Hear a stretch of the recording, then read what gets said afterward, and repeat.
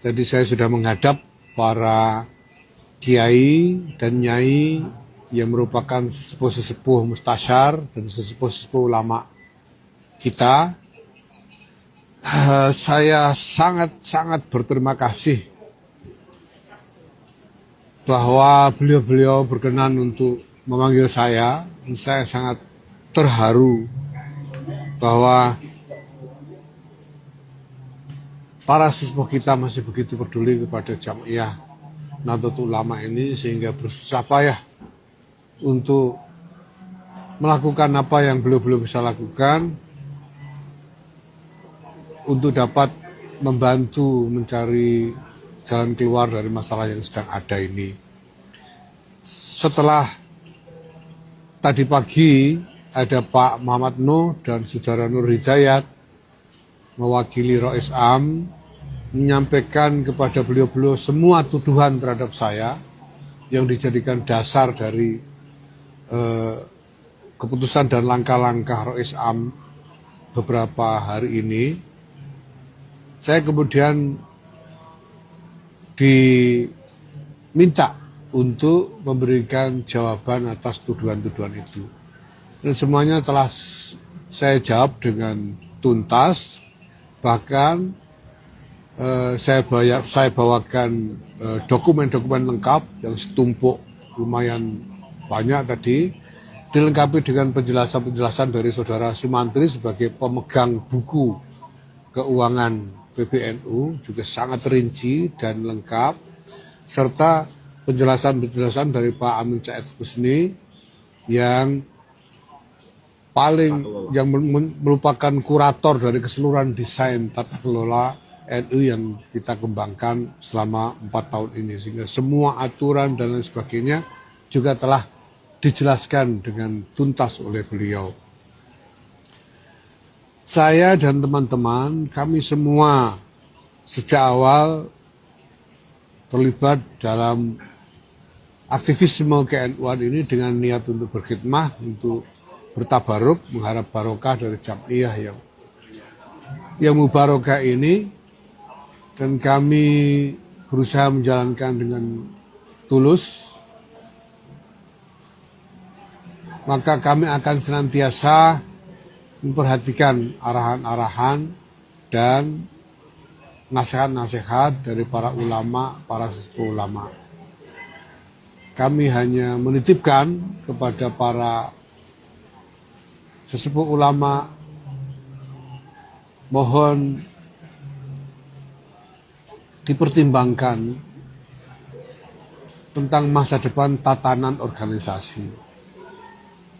Nahdlatul Ulama ini sebagai organisasi didirikan untuk mengorganisir. Itu artinya untuk mengelola urusan-urusan melalui tatanan yang baik. Nah, mohon dipikirkan supaya tatanan ini tidak runtuh di tengah jalan. Hadratus Syekh Kiai Muhammad Hasyim Asy'ari sebelum berdirinya Jam'iyah Nahdlatul Ulama ini, beliau sudah merupakan seorang supreme kiai, seorang kiai dengan makom yang tinggi sekali, yang dengan pengaruh beliau bisa menggalang umat dan kiai-kiai lainnya ke arah manapun.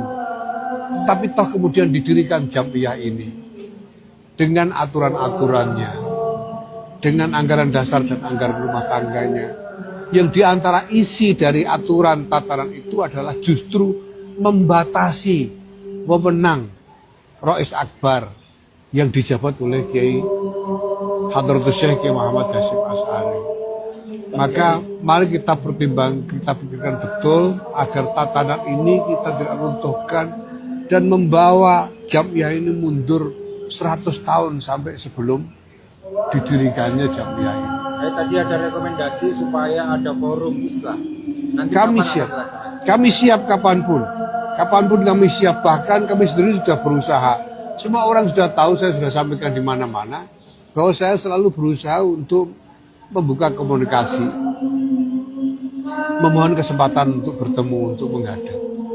Karena sampai sekarang dari Suriah, maupun dari pribadi Rais Samsudin belum memberikan kesempatan kepada saya untuk menjawab secara terbuka tuduhan-tuduhan yang dilontarkan kepada saya. Baru pada kesempatan ini di depan para ulama sepuh, di depan para surya dan al-hali wal akfi, saya diberi kesempatan untuk menjawab dengan tuntas, setuntas-tuntasnya, serinci-rincinya, diikuti dengan lampiran dokumen-dokumen sekian banyak. Silahkan monggo diperiksa nanti.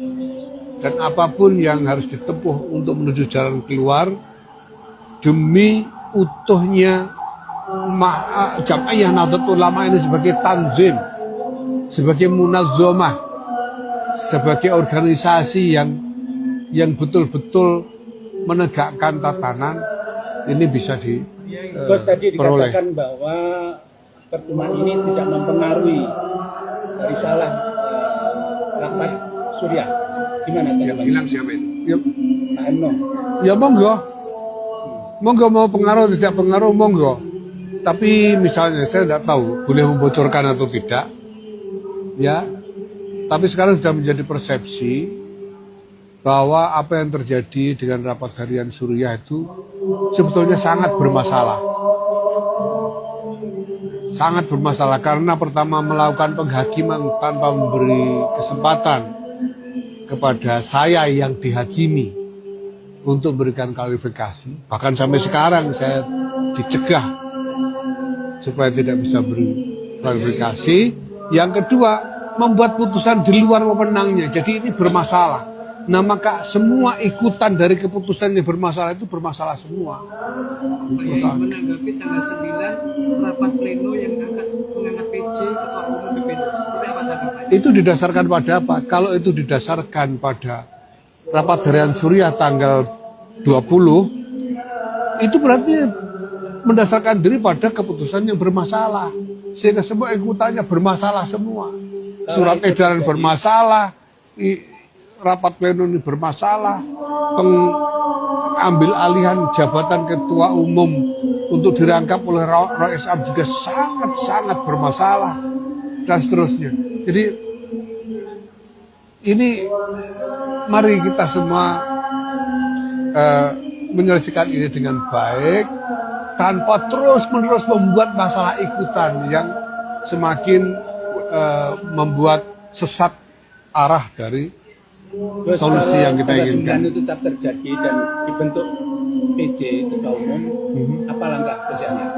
Ya nanti saya akan bicarakan dengan semua pihak, termasuk dengan kiai-kiai sepuh dan juga dengan PW dan PC seluruh Indonesia. Karena masalahnya sebetulnya jelas sekali. Orang yang mengatakan tidak ada masalah terhadap rapat harian Suriah itu sebetulnya hanya berpura-pura, mungkin karena agenda politik atau agenda yang lain. Tapi saya kira bisa ditutup-tutupi bahwa itu rapat harian itu bermasalah, keputusannya bermasalah, dan cara follow up atas rapat harian Suriah itu juga semuanya bermasalah sampai sekarang. Gitu ya.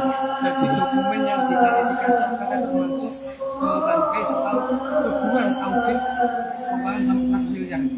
Iya sudah.